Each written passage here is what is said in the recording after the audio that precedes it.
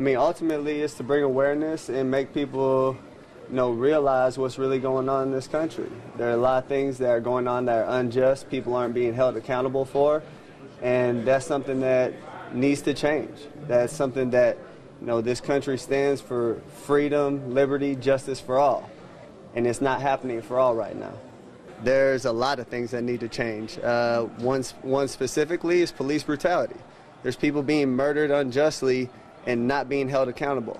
Cops are getting paid leave for killing people. That's not right. That's not right by anyone's standards.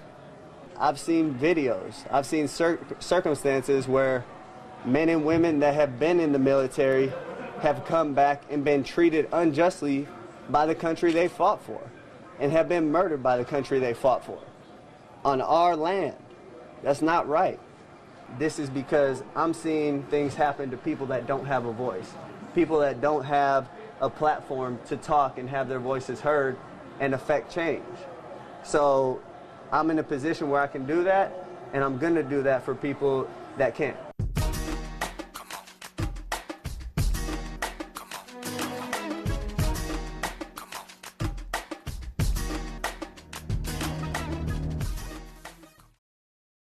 Good morning.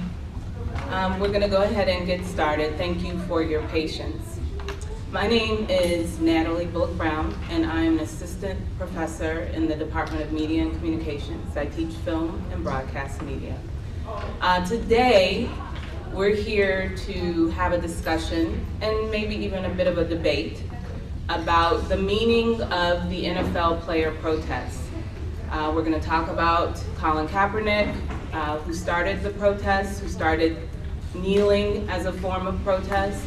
We're going to talk about the owners' responses, the response of the fans, and try and really parse out what this whole issue is about. So without further ado, I'd like to introduce our esteemed panel. On my immediate right is Dr. Alvin Parker, who just received, is it your PhD or EDD? PhD. Who just received his PhD this past Friday. Congratulations. He did his research on low graduation rates among student athletes at HBCUs and is the offensive coordinator and assistant head coach of SAU's football team, which ended this past season with a 5-5 record. Next to Dr. Parker is Dr. Shirkimu Winston, who is an assistant professor of history in the General College here at SAU. She received both her BS, Bachelor of Science, and Master of Science in History from North Carolina Central University, and received her PhD from Howard University. Dr. Winston has been at SAU since 2011. Her research focus is the African diaspora. And next to Dr. Winston is Mr. Dan Holley, who is an assistant professor in the Department of Media and Communications. He has taught full-time at SAU since 2011, and before becoming a part of the faculty here, Mr. Holley worked in journalism for more than 25 years as a newspaper reporter, editor, and columnist. Please welcome our panel. So I asked each of the panelists to prepare a short statement that gives you, or all of us, a sense of their position on this issue of NFL players kneeling. So I'm going to ask Dr. Parker if he would begin. Good afternoon.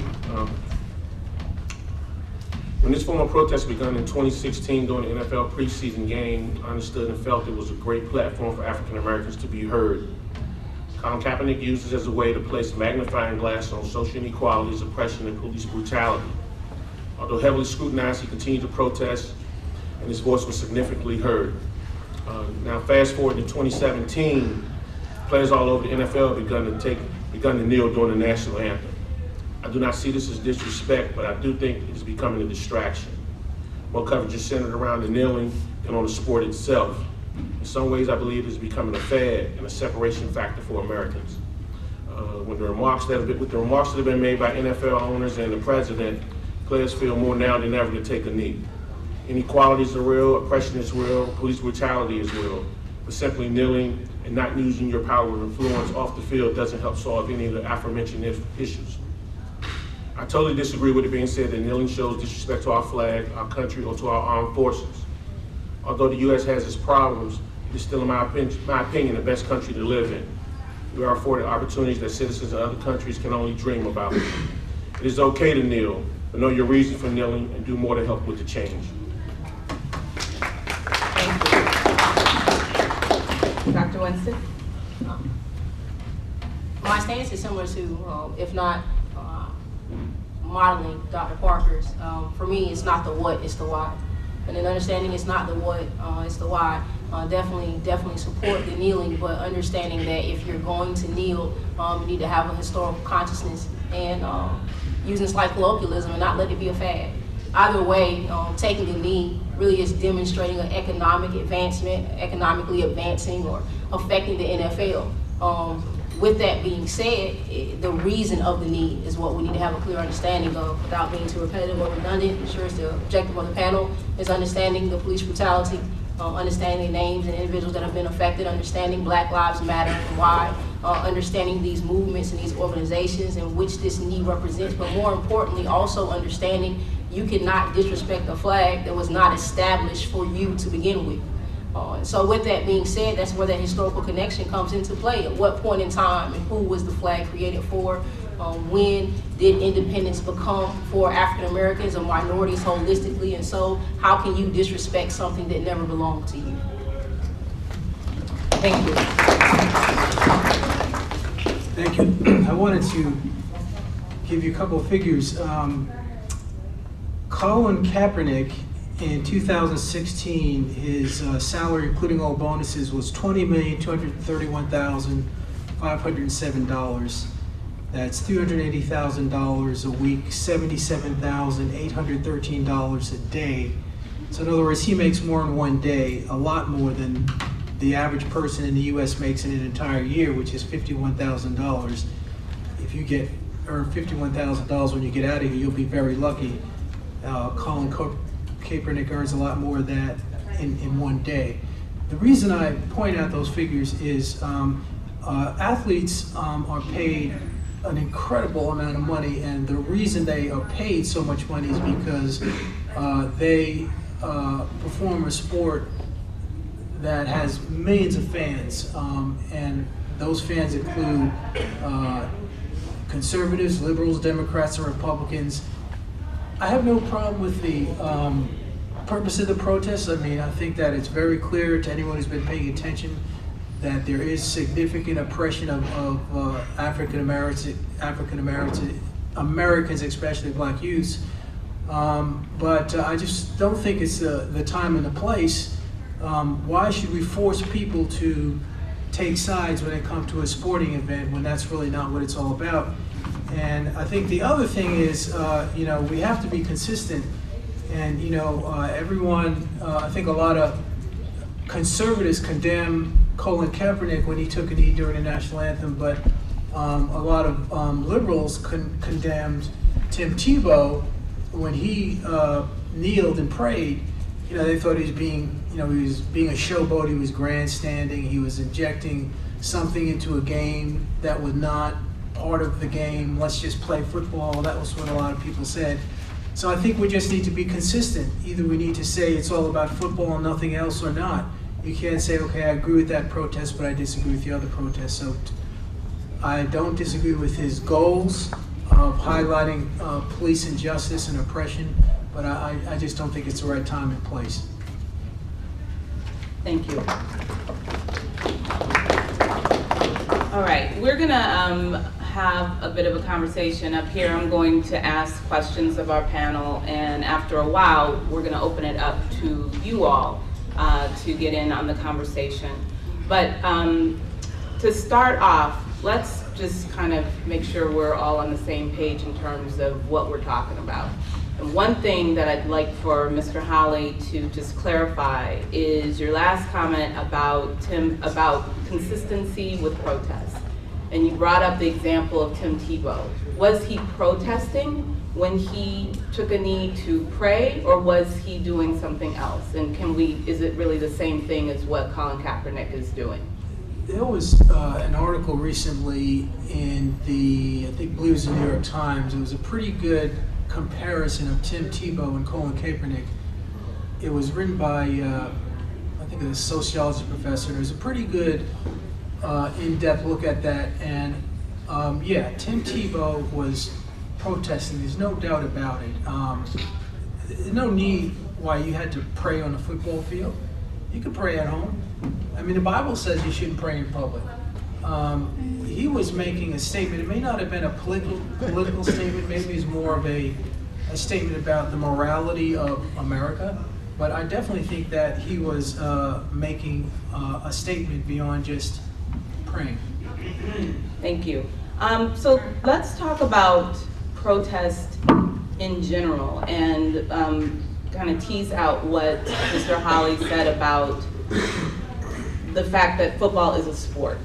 And let's talk about whether or not it's appropriate to do protest at all within that, I guess, that venue. And I'd like to extend that question to ask the question, is it appropriate for NFL players, 70% of whom are Black, to protest at all? And is it appropriate for Black people to protest at all? And under what circumstances? I'll ask you, sure, Dr. Parker, you can take it. I think, like you said, with the numbers being around 70%, we don't have any greater platform to do so, than use that.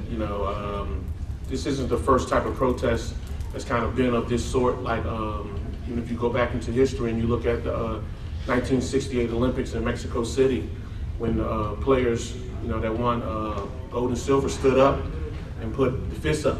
That was a form of protest of the same statute. And we lived in a much more heated environment in 1968 than we do in 2017. And they protested in the same silent type of way, and they protested while the national anthem was played for our country. And people looked at that as a way, okay, well, it was something that was a little more heightened at that point. So people looked at it as, okay, well, yeah, they have a point. But I guess now in 2017, people look at it as like, as it being a little more equal than it was in 1968. So they feel like, there's no need to protest. Things are equal between the races? Right. Right. They feel as though that's the case. Mm-hmm. From outside looking in. Mm-hmm. But of course, with the differences being in those years and those times, people feel like this is just a different time to do it. Dr. Winston, can you talk about what happened when the athletes at the Olympics raised their fists in 1968? Can you just give that context and apply it to today? I can. In getting there, though, can I start off with initial, I guess my initial question is, who determines what and when something is appropriate? And I say that because this initial discussion is dealing with whether or not his kneeing was appropriate, and then Mr. Holly makes a respectably powerful statement acknowledging that the football field is not where you need to pray or take a knee. And because, which the statistics are awesome, I would be really excited if I could make $289,000 a week. But since that this is someone's job, that since it is your job, it is not appropriate to take a knee. Since it is your job, it is not appropriate to do anything than what's instructed. And so, going back to the consistency, want to make sure that I'm recapping this correctly, then is it appropriate to assassinate Black people when you are in the uniform of a police officer? Is that appropriate? And is it appropriate for a young man to be killed when he's simply selling CDs? And is it appropriate for someone to be shot while walking simplistically home? And so if we are going to be consistent, we cannot overlook the racial stereotyping, the racial social acceptance, where one ethnicity can get away with being what may questionably either not be appropriate, or if it is appropriate for these things to occur because the legal system is definitely given a pass to it. At what point does the minority community get to go against the norm to demonstrate that something is wrong? And so in saying that, it makes the connection to what happened at the Olympics. It's a strong understanding that we are here and we're representing our community, we're representing our race, but also understanding and realizing this representation that at this platform, when the world can see me, I want to acknowledge the shortcomings of America. Because no one's gonna go to the hood and watch Colin take a knee. And no one is going to really care when the young man is being assassinated for simplistically doing his job and staying out of trouble. And so what better platform would it be to take a knee than when the entire world is watching? And that seems to speak to what Dr. Parker was saying, that the platform is in many ways ideal because the eyes of the fans of the world are on each game. But to this idea of appropriateness, Dr. Winston asked, who gets to determine what's appropriate? What would you say to that, Mr. Holly? Well, I don't know who gets to determine what's appropriate. I think that that's a question that we all have a part in determining, but I think we all have our opinion on that. We all have our right to an opinion on that, and I guess you know, if some people didn't like, you know, I've heard of boycotts from both sides. Conservatives are boycotting because they're taking the knee, and liberals are boycotting because no one will hire Colin Kaepernick. But I do want to say that, yes, our athletes who are in many ways the most prominent people in the African American community, in a way have a duty to raise social issues, but you know, raising it in a way they do, it also presents a risk, because I've heard of some college players and some high school players who were following their example and got suspended. I think Colin Kaepernick eventually is going to get hired somewhere because he's just very good. But when you get to that elite level, you know, you can get away with a lot more than someone on a high school level who's expendable. And I think that people following their example are going to find that they suffer consequences that someone like Colin Kaepernick or other elite athletes do not suffer. Did any of you have Dr. Parker, Dr. Winston, did you have a response before I move on? You know, I always would have a response, but my first thought, of course, would be SNCC. My thought is also the reality of protesting during a time period of segregation. My thought process, more specifically, is February 1st, 1960, the Greensboro Four, the freshmen who said at the Woolworth Cafe. And so if the example is collegiate, then I think what better example to show college students that there are college students who realize that there are consequences, but those consequences come with the power of change. And so then it goes right back to, is there a fear factor that we're trying to perpetuate on the collegiate individuals to make them feel like just because you see something wrong, you see it, but you don't act on it, you don't protest because something might also happen to you? And then the counter of that is, even if you don't do anything, things are happening to people every day when nothing occurs. And so what if the Greensboro Four had that mentality? What if SNCC never occurred at Shaw University because individuals had that mentality? At what point do we stand up and say enough is enough, and we learn from previous individuals and modules and realize that something has to be done? It goes back to the appropriation of space. Who determines, in my opinion. Thank you for that. And that leads actually to a question that I wanted to ask the panel, or I want to ask the panel, which is, given the significance and meaning behind the protests, and if we all agree that the protests that the NFL players have mounted, Colin Kaepernick leading that, is about or is against police brutality in particular and social injustice in general, should Black athletes be given the space to protest in similar fashion, especially if they are on HBCU campuses?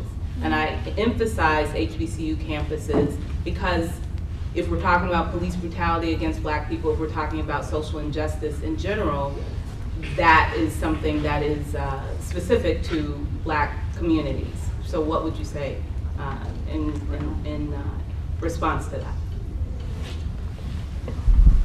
Well, some of the different things that you might see on a HBCU campus that you might not see anywhere in professional sports or anywhere in like big time sports.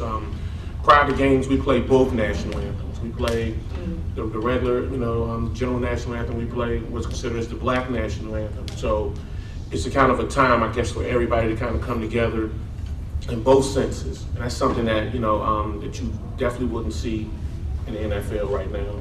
And that's something that you don't see in many, larger schools. So it's more, I guess it's more of less of a protest type situation at that point, because both sides are kind of insinuating. Mm-hmm. Let me ask you something, Dr. Parker. If your players during the playing of the national anthem took a knee, would that be a problem? Not at all. Not at all. I had one discussion with one of my players because he was just like, his reference to it was,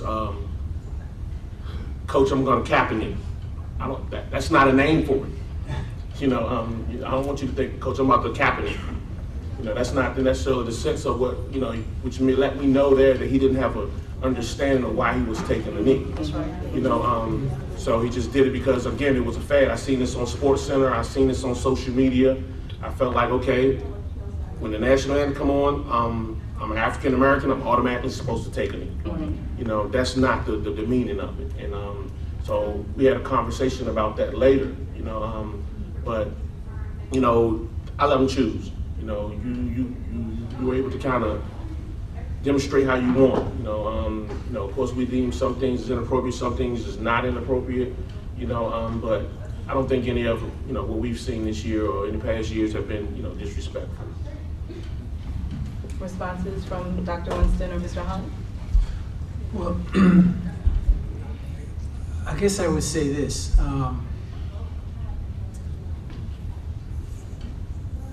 I don't really care that much about Colin Kaepernick's political views. I mean, he's entitled to his views as much as anyone else. But what makes him an expert on this matter? I don't know that he's ever suffered any kind of oppression or police brutality. I have. I don't know that he has. But what about this? What if he had donated, now to Kaepernick's credit, he has contributed a lot of money to charity. He's known for that. But, what if all these athletes, instead of taking a knee, were actually doing what Magic Johnson did? Magic Johnson, he has invested a lot of money in business. Do you know that there's one Starbucks in downtown Detroit? Detroit, a city of almost 1 million people, has one Starbucks. Magic Johnson owns it. That's because he put his money where his mouth is. And what if these athletes, instead of taking a knee, what if every one of them opened up something in downtown Detroit or in an inner city across the country? I mean, that would be a very tangible way of contributing to the condition of African Americans that I would personally care about. I don't really care what their position is on various political issues. They have the right to their opinion and they may be right, but it's not necessarily going to influence me. So what I'm hearing you say, Mr. Holly, and I think it's an interesting point, is that taking a knee is not a tangible manifestation of protest. It doesn't do the work ultimately that needs to be done. That if you're going to address social ills, then investing, if you have the means to invest in solutions to problems in the Black community or address problems head on with your resources, that's a better way to protest, quote unquote, than to take a knee. It would be a better way to use what powers they have. I mean, if we needed some furniture moved, we could go to AKA, or we go to Alpha Omega. Where's Quan? What is that? Fraternity? We go to fraternity or we go to sorority. If we go to fraternity, we're going to have better results, right? And so it's like, Why would that there's have better nothing results? against the ladies, but I'm just saying. Why have better results if you go to the fraternity? Okay. Come on now. Let me amend that. We could go to a sorority, we could go to the football team. Is that better?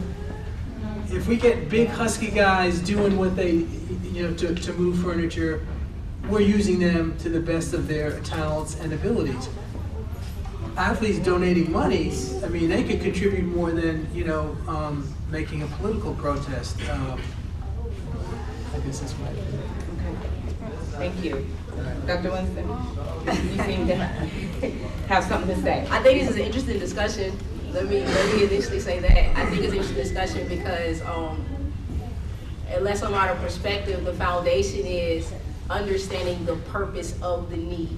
And the purpose of the need, if I kind of recap how we initially started, and I think Dr. Parker and I were on the same page regarding people having an actual concept of why it was being done versus a fad. I love the fact that when his student or athlete said that I'm about to Kaepernick, he said, let's sit down, let's have a conversation, let's get a historical understanding so that if you're taking a knee, it's not what you do, but you need to understand why you're doing it. And so with that being said, it might be athletes donating money. Magic Johnson might own the only Starbucks, but Magic Johnson owning the Starbucks is probably not a fact that the majority of the people in the audience know about. But from Kaepernick's actions of taking a knee, it opened the door, it created conversation, it created an intellectual space. And so from that moment, from that knee that did not demonstrate economic wealth, from that knee that did not demonstrate the objective of saying how much money I have, from that knee, the knee that he took said, I am tired of the position that minorities are in. I'm tired of police brutality, and I'm using this as my platform. From that knee, conversations occurred that opened the door that people could see what the problem was in America, and that people would begin to have conversations about how to solve that problem. That knee gave light. In my opinion, if it was not for that knee, no other conversations would even be referenced to debate what Tim Tebow or anyone else. So to that point, as we all probably know, both fans, owners, even the President of the United States, who is hashtag not my president, had some sort of response to this, to Colin Kaepernick taking a knee. I think we need to talk about those responses. And I'm interested to hear from each of you what you think about the fans' response. Let's start there. What was the outrage that most fans demonstrated over Colin Kaepernick and then eventually many NFL players, most of whom have been black, taking a knee during the national anthem, but in social protests? What is that about? Well, in 2016, it wasn't really any conversation at all when it's begun, when it was just Colin Kaepernick doing the protest. It wasn't really much conversation, we heard his views and interviews and things of that sort, but never, to the level we're hearing it now. I think people who, don't understand the need think that it's about, disrespect of the American flag or disrespect of the armed forces, when it's totally not about that. Because a lot of the people who are taking the knee have families and, other people that are, members of the armed services. So it's definitely not about any type of disrespect towards that, but I think the president has lent the ear to that and made people think that way. So now again, it's created a great divide. You see some fans at games who, looking at it like, oh, we're about to have these guys take a knee. And then, other fans like, yeah, they need to take a knee. It creates a great divide. I thought we were kind of away from that, in some sorts, especially on the sports level. But I think it's been created from the highest platform, which has been the presidency, to have people think a certain way about the knee. Even how he addressed the owners, told the owners that they need to do something concerning their athletes taking a knee, and it led it down to the owners making, comments publicly like, we can't let the inmates run the prison and things like that. that is making it a great divide. Mr. Holland? Well, I think that you have raised an issue, Dr. Parker, that cuts both ways because, once Mr. Divider-in-Chief got involved, now you had to take sides, and please do not confuse anything that I said with supporting number 45.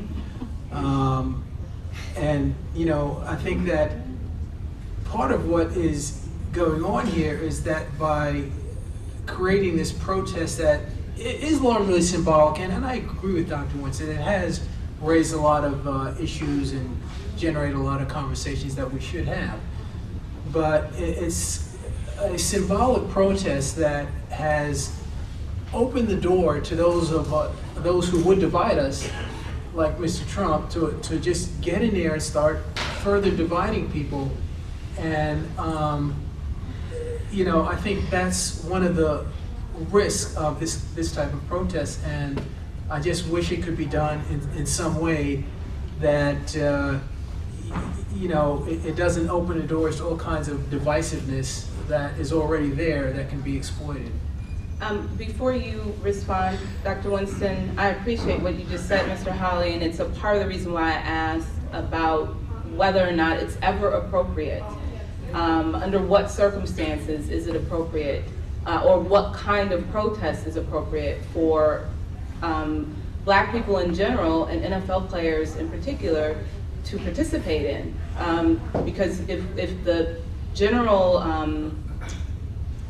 feeling is that we certainly know Black Lives Matter protests are not appreciated because they're considered aggressive and violent, even though most of them are peaceful. But taking a knee is not raising a fist, it's not walking off stage, it's not accosting, or not walking off the field, it's not assaulting an official, it's not doing anything other than silently expressing a position against something that's going on in our culture.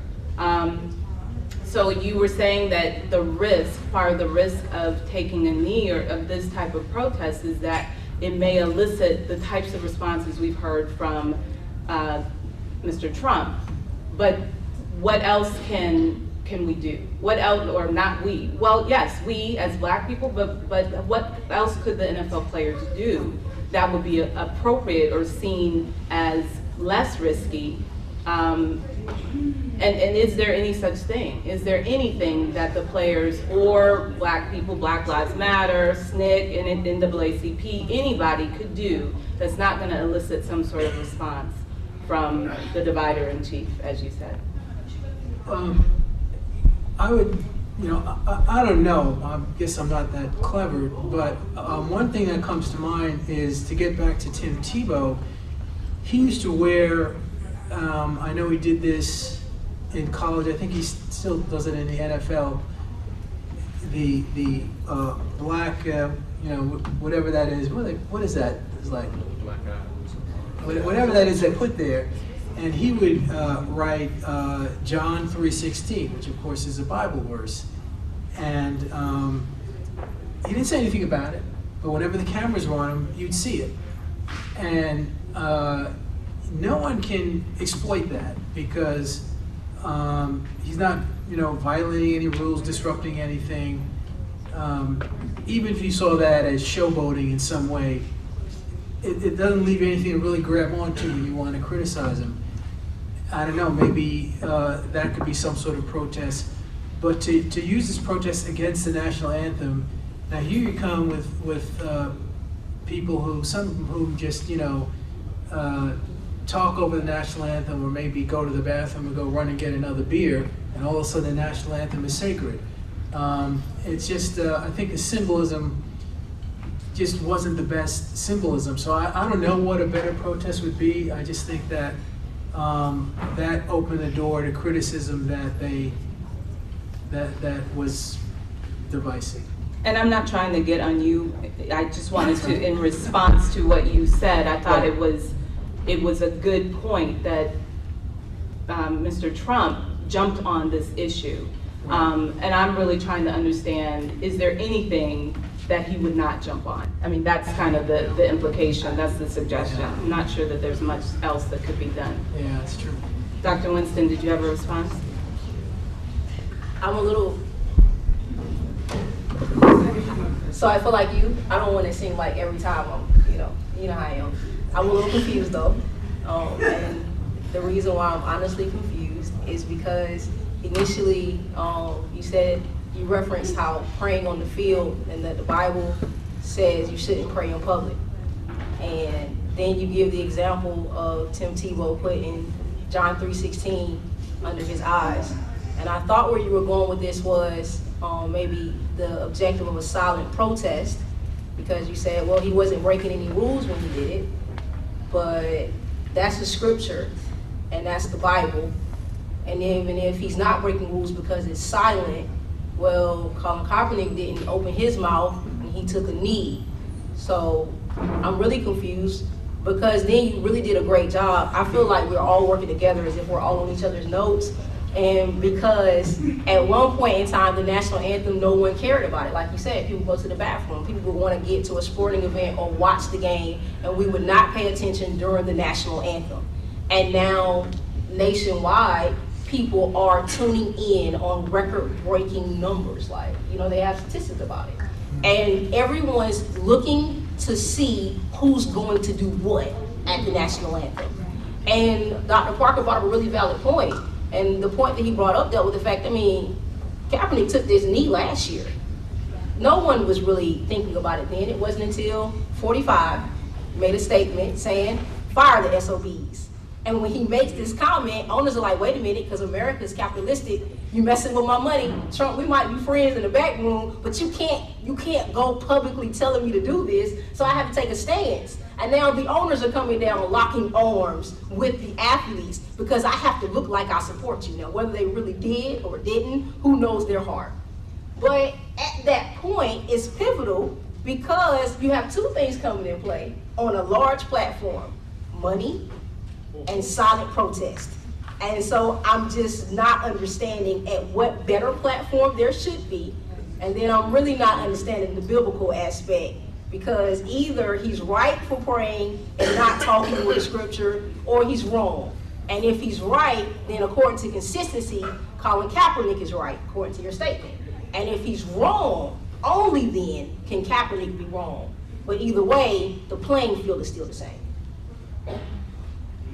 I guess the difference to me would be that when you kneel to pray, you're doing something conspicuous that kind of demands that people take notice of you. Whereas when you put the scripture on your eyes, no one would even notice that unless the camera takes a close-up of you. So it's slightly more subtle, and I don't know if that makes, it may not make a difference. To me, I think it makes a difference because it's just slightly more subtle. And the Bible does specifically say do not pray in public, so it kind of comes under that sanction. So, he's clearly doing something that if he really were such a devout Christian, he wouldn't be doing. So that makes a difference too to me. Let me jump in and ask about this difference between Tim Tebow and Colin Kaepernick, and wonder out loud, and I know the answer, but I'd love to hear from all of you. Isn't there something racialized about the difference between a Tim Tebow taking a knee with a scripture on his face and a Colin Kaepernick taking a knee in protest of police brutality against Black people?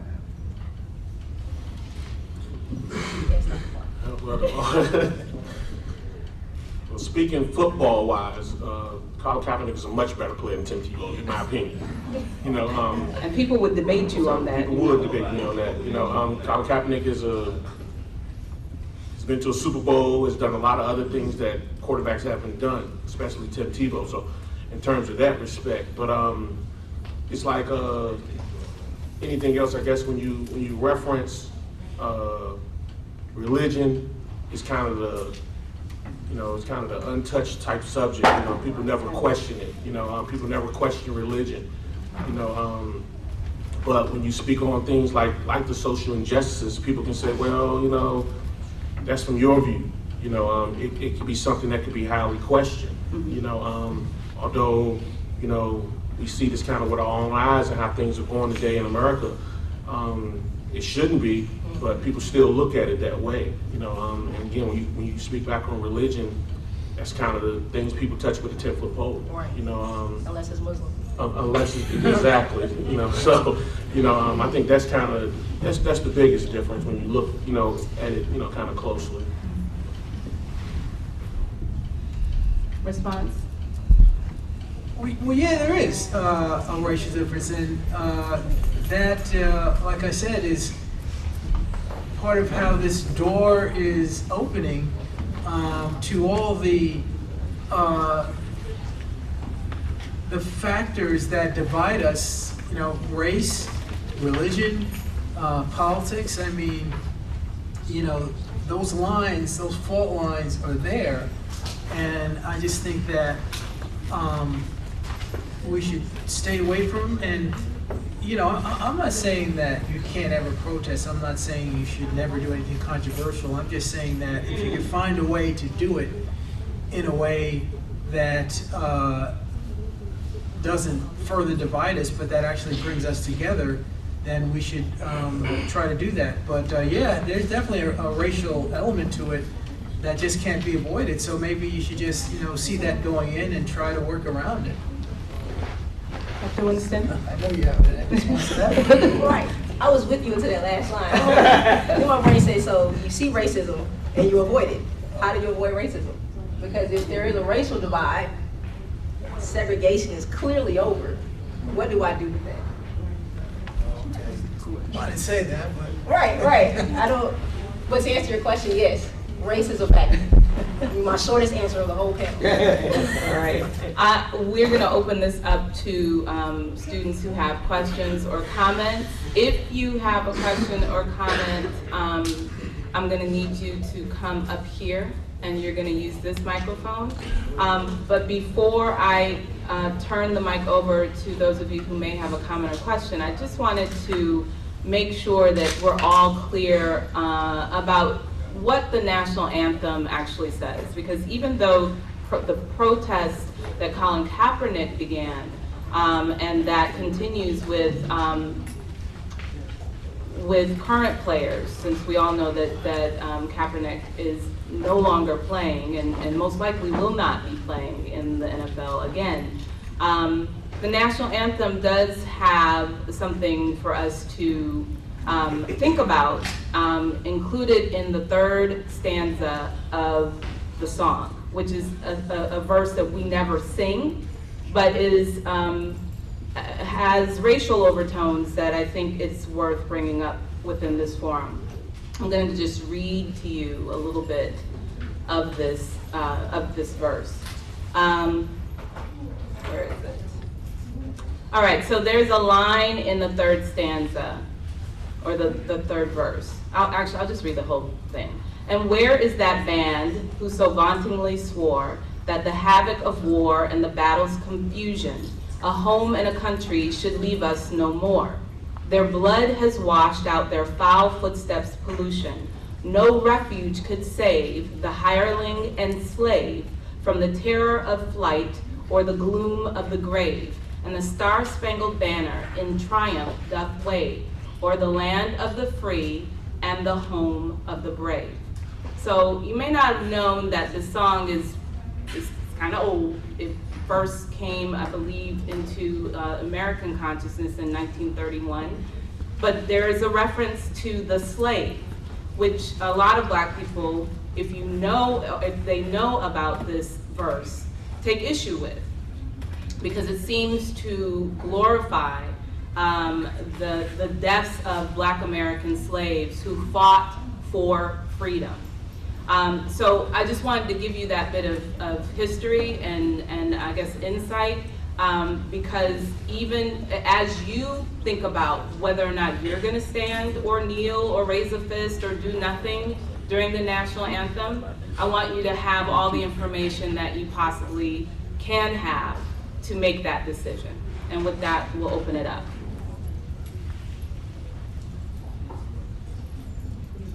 Please let us know who your question, if you have a question, is directed at, and if you have a comment, go ahead. Hello everyone, I am Tawana Nevels. I am the Director of Library Services here at St. Augustine University. I'm also a hardworking, proud member of Kappa Alpha Sorority Incorporated. So that goes there's no bounds to who I'm speaking to today. First, I would like to say that Tim Tebow and Kaepernick are not in the same boat. And you're right, the Bible does say to pray in secret. But it also says that if you pray in public, not to do it so that it is aggressive to other people. So what I would like to know is what Tim Tebow was doing aggressive or not. You don't know what he was really doing when he was wearing that t-shirt or putting it over his eye or praying in public. He could have been doing it as, look at you, you're not, religious, I am. You don't know that. So that's that piece. Secondly, as far as Kaepernick goes, those who were taking a knee because of the national anthem were not doing what he was doing it for. Those are two different issues on the table. So I don't think that we can even compare those if you look at it. And as far as as far as Magic Johnson goes, if he bought a Starbucks in his community, that has nothing to do with our black men being killed. So protesting, whether it's in silence or whether it's in public, is necessary to keep the conversation going, to be able to make sure that people know that we're not going to take it anymore. And Kaepernick was only he was only on a knee. He wasn't doing anything else. He should still be playing football as far as I'm concerned. He should still be playing. So I'm not really sure where you're getting your evidence from. I'm in school right now, and I think with everything that you do, there has to be some level of evidence. So for one, I just say again, put Tebow aside. He has nothing to do with this. He's not playing football anymore. He's not even relevant. Nobody's talking about him. And for Kaepernick, we need to find a way to support him. If that means that we need to get out here in these streets and we need to vote, if it means we need to get out here in these streets and we need to protest, whether it's silently or whatever, then that is what we need to do. And that's my comment. And one other thing, as far as Kappa Alpha goes and any other sororities or fraternities, yes, we do work hard. We do look at social issues. We do look at our black families, but it's not all on us. Everybody has to be accountable for making sure that we are all taken care of, whether you're black, white, Puerto Rican, Chinese. So don't say that we got to do it, because I'm tired. I work for Kappa Alpha a lot, but we can't do everything. So it's going to take, yes, our social organizations, our conscious organizations, but it's going to take everybody from my 15-year-old to my 5-year-old nephew to 80-year-old to 100-year-old. It's going to take all of us. So it's not just on our organizations, because at the end of the day, what if we decide that we want to disband that organization? Then that means that we're all in trouble. I think Mr. Holly was using the fraternities and sororities as an example, but your point well taken. Any other questions or comments? Can you say your name and your classification? My name is Shaheem Swinson. I'm a junior sports management major, and this question is for Mr. Holly. So, like the actual flag, what does the 13 stripes and the 50 stars mean to you? What does it mean to me? I think that the flag is a symbol of our country, but we don't worship symbols. And so I have no problem from the point of view of, oh, they're desecrating the flag or anything like that. I'm kind of in a little bit of an awkward situation, because I very much agree with their goals. I very much agree with the causes that they're raising. And I'm not on the other side of the people who want to divide us. And I think that's kind of what my problem is it's become so divided that, you're forced to choose sides. I'm not nearly taking Donald Trump's side in this matter, but I just think the protests could be more effective, and if it were done in such a way that everyone didn't feel like they had to take sides, I just think that would be better. But no, I'm not saying that you can't criticize the flag. I think what this flag stands for is that we have freedom of speech and we have the right to protest and criticize our leaders. Did that answer your question? Yeah, so seeing that what you just said, you have the right to protest and criticize our leaders, and doing it in such a nonviolent way as to taking a knee, what is, is the big deal the fact that the majority of the NFL is doing it, or the fact that the majority of the African American players in the NFL are doing it, which there are pictures and sources that the Caucasian NFL players, they're not taking the knee, but the hand isn't over their heart when they're when the national anthem plays. Right. And we all know that national anthem plays, right hand goes over your heart. They are locking arms, but they're not taking the knee. Is that so much different from taking the knee, or is that just saying that they're not taking the knee, but they're locking arms with the players that are taking the knee? So, yeah. I just would like to see something more tangible come out of this. I guess I would say if they're going to take a knee, I'd like to see something else come out of it that we can really look at and say, okay, that definitely helped our people. Maybe if every time they took a knee, they donated money to Black Lives Matter. That might be, that would improve it just a little bit. So I'm not really against it. I'm just saying, what is the ultimate outcome going to be for the people who they are protesting for? Maybe they'll, achieve a more just society, but there's no guarantee of that. It's just this may be a more effective way to achieve that goal. All right. Thank you. Next.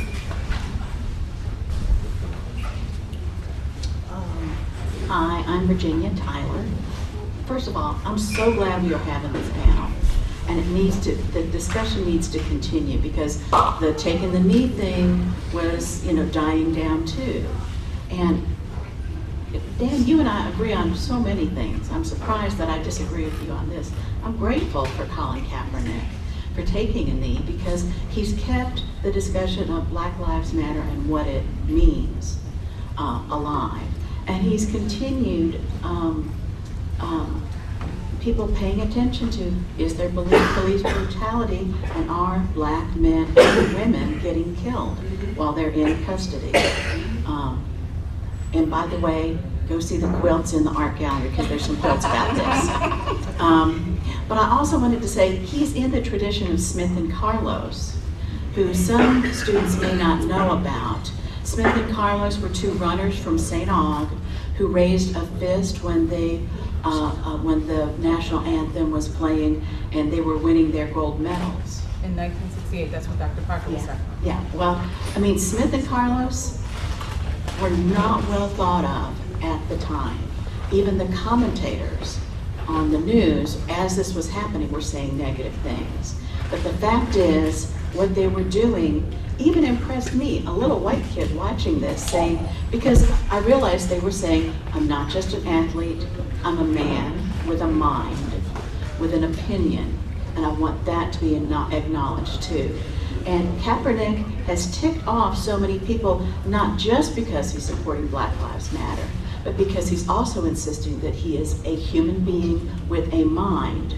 And that makes him different from the way a lot of people see these players, almost as like they're little chess pieces that the coaches and owners are moving, and we know that they are not. You know, you're living proof of that. Once a young football player, now a PhD, you're living proof of that. And that's why we need Colin Kaepernick doing what he's done. Now, Dan, what would you say? You still think he shouldn't?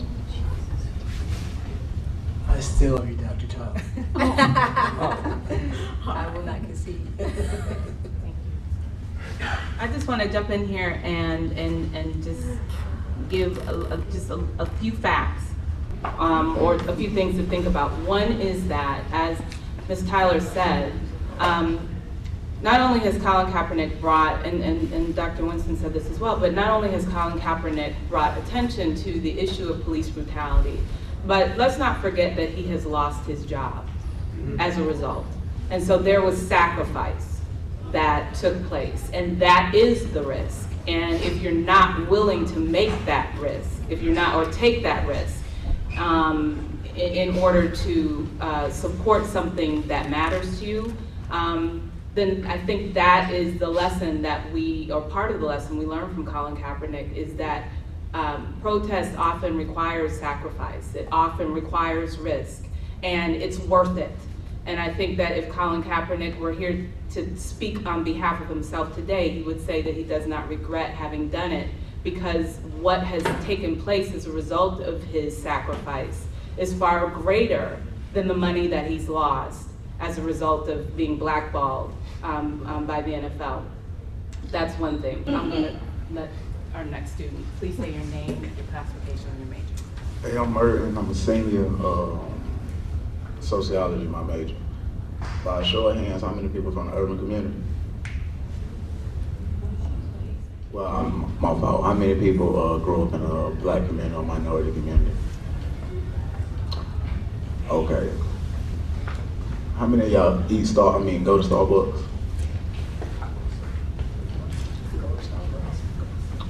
I wanted to say what you said, but I don't know exactly what you said. You was talking about he not a leader or something.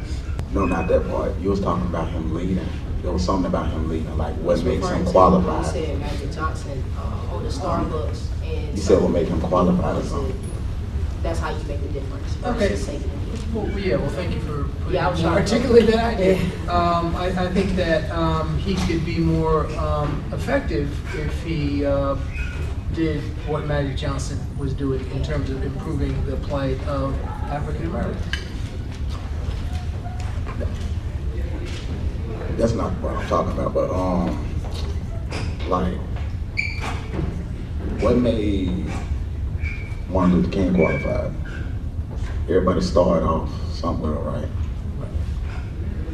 And the black people I know won't go to Starbucks. I know, like, the community that I'm from, that ain't. You understand what I'm saying? That's not important. I'm basically saying, like, how can you really give an opinion on that if you never grew up in that community? Well, I did grow up in a black community. When my parents got divorced, my mother moved us to a white community because the schools were better. But my brother, I was a black person. I did not become white when I moved to the white community. As a matter of fact, I realized how black I was when I moved to the white community. I got called names that you don't get called anymore because white people are afraid to call you those names. So, it doesn't matter where I live, I was a black man in America. So you think, kneeling and bringing more people together in that way, how else was they going to come and see that coming together? How black and white's gonna come together? Is that what you're saying? No, the more black people coming together. I don't really know, and I'm not making it seem like there's some obvious way. It's complicated. I'm just saying that there are maybe some ways they could protest that would be more effective, that would be less divisive. But, to tell you the truth, I can't really say for sure what it would be. think it's got to be something that'd be more effective. Okay, you don't believe America was already divided before? Oh no, I mean, definitely was divided, but you know, I think, in fact, that's part of what I'm saying, is that America was already so divided that anything that divides it more is going to be problematic. I mean, we don't need anything to divide us more. We need something to bring us together. We desperately need that. I think the bottom line is that if something is furthering those divisions, we need to avoid it if possible.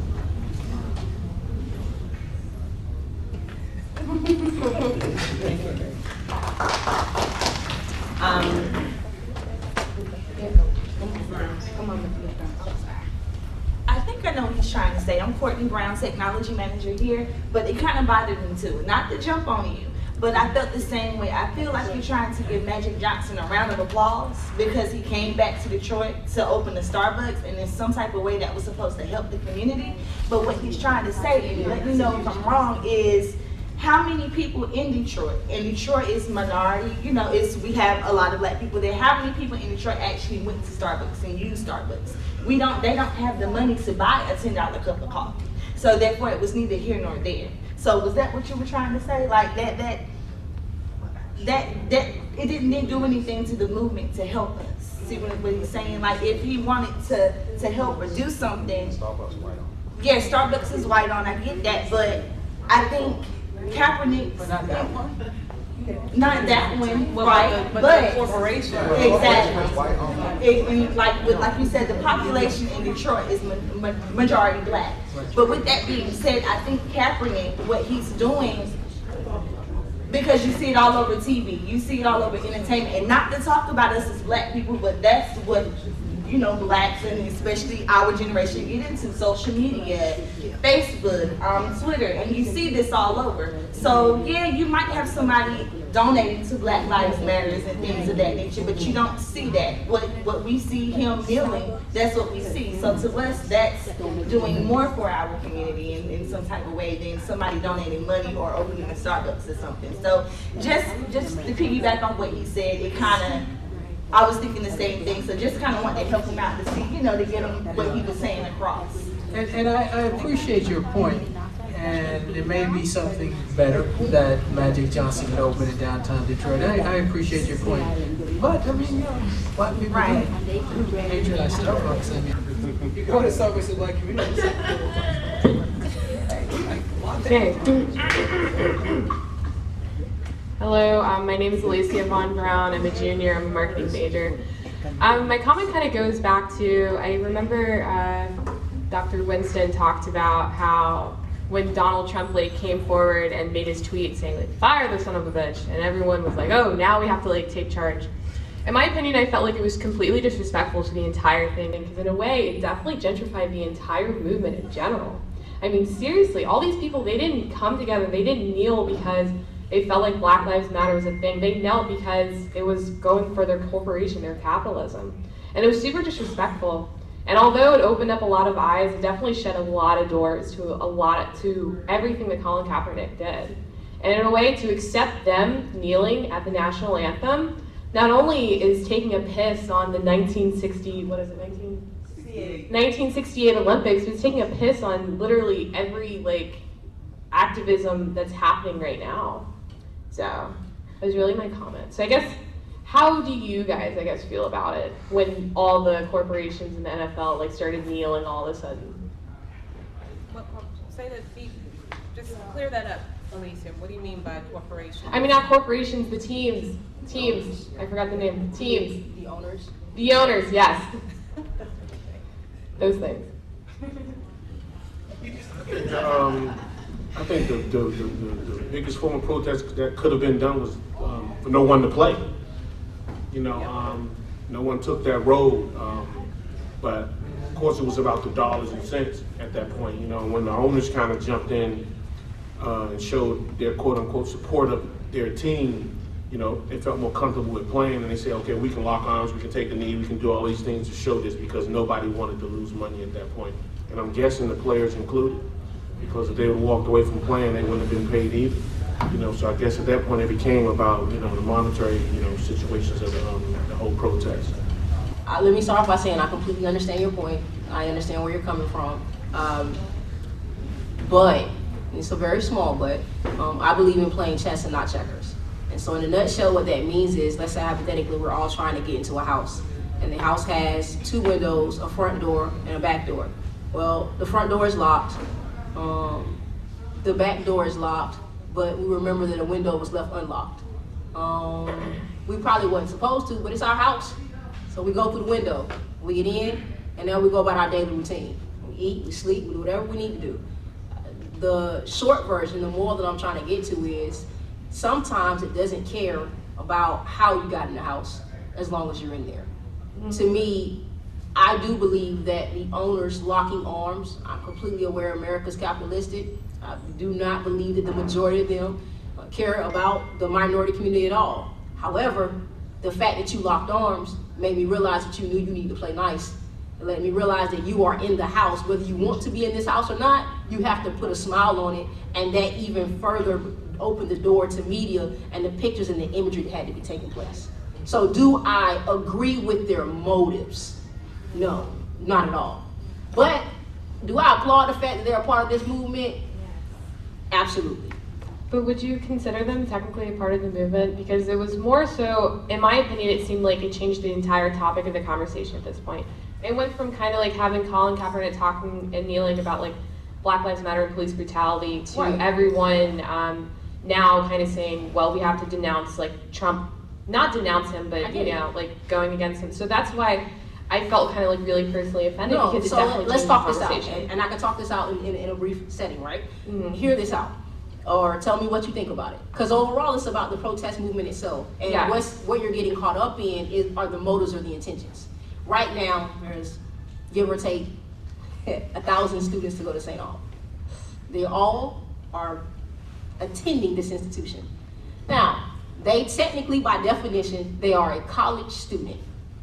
They are technically a college student. Do you believe that every last one of those college students have a 4.0 GPA? No. They're still a college student.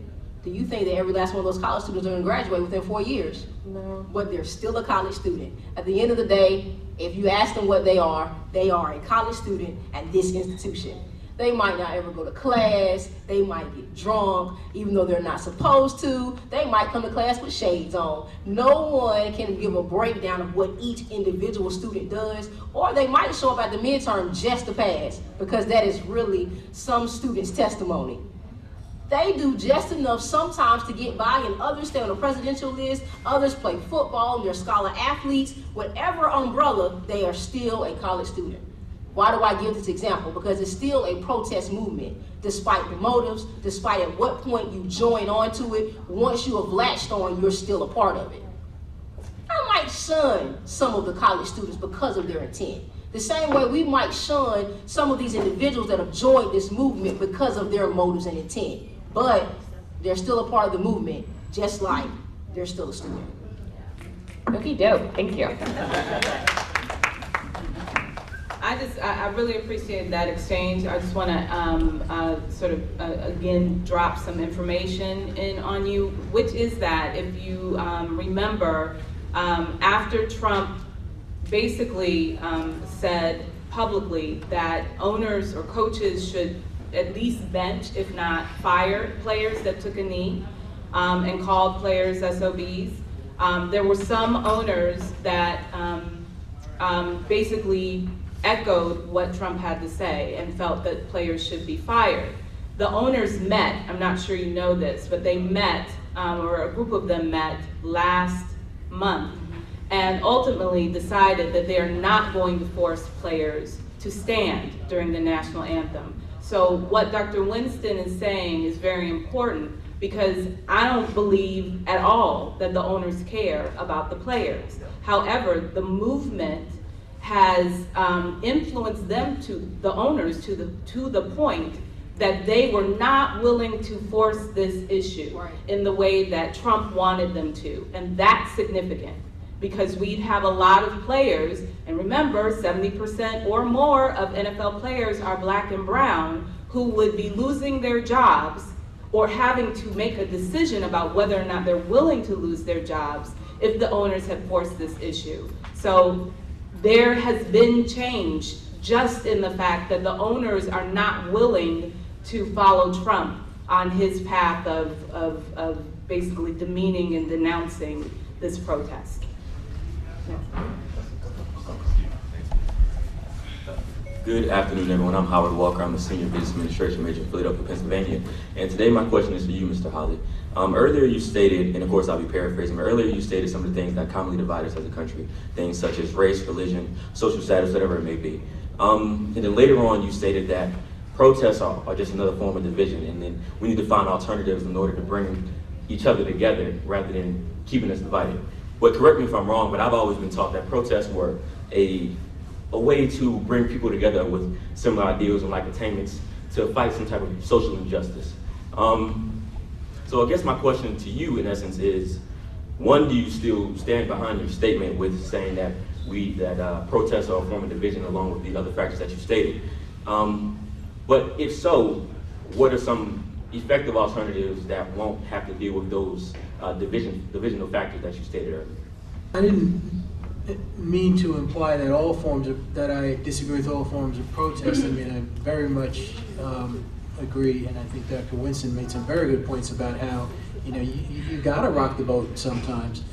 But I just think that it could be more effective. And as I'm sitting here and listening to this discussion about the owners, I'm thinking, what if they, instead of asking the owners to lock arms, what if they said, we want all of you to contribute $1 million to some, or these owners have more than $1 million, $10 million each to some sort of fund that would deal with the problem in the community. Like, here in Raleigh, there's a big problem with affordable housing. So I'm not against all forms of protest. I'm just saying, is there some way we could do this in a way that have more of an effect, at least in the short term? Maybe in the long term it will be very effective, but in the short term, it just got everybody yelling at each other. And if we did something like, say, don't lock arms, sign some checks. To me, that would be more effective.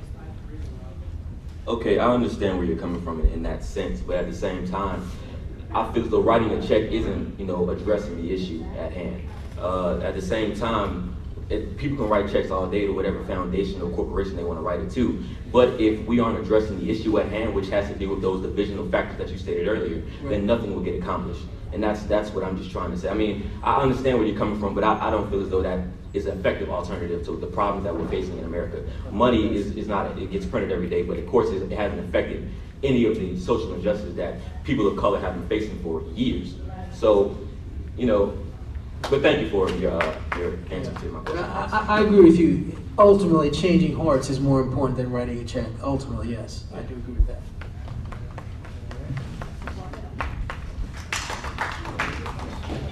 I'd just like to say that Trump is trying to divert people's attention from Trump's problems, which are many, okay?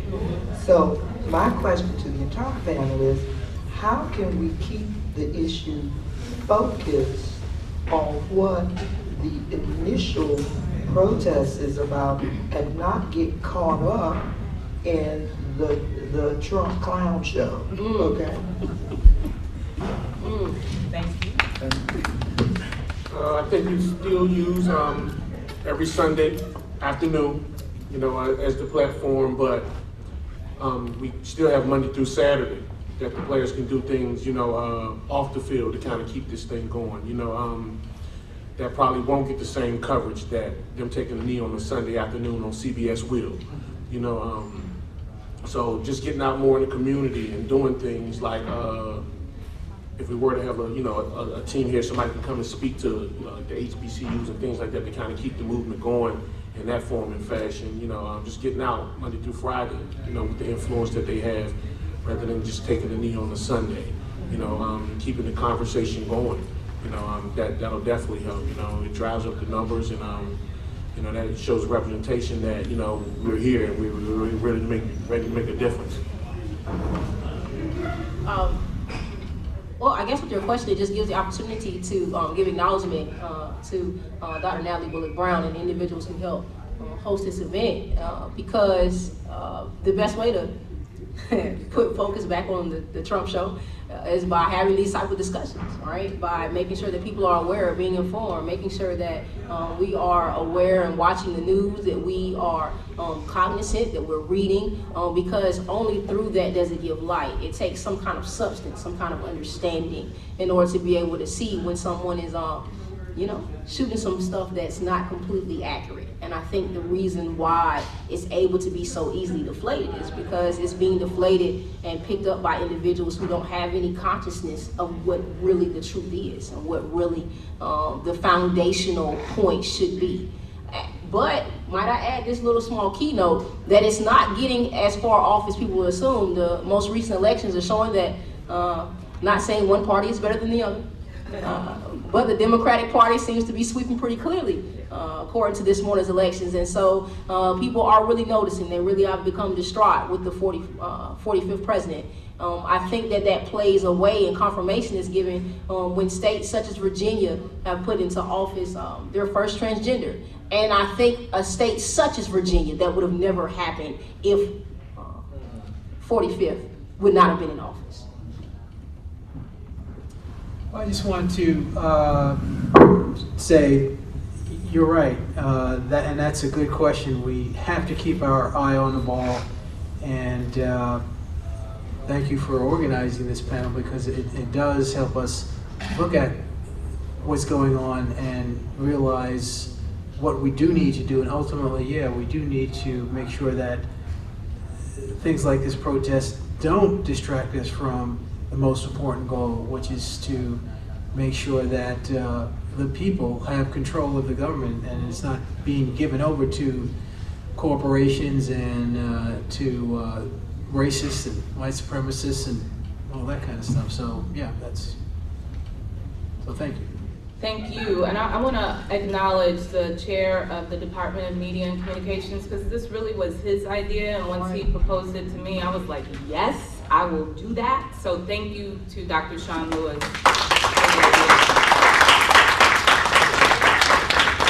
And thanks to all of you, and I just want, as we leave out, I'd love to challenge you to do as Ms. Dallas suggests or implied, which is, keep up with the issues.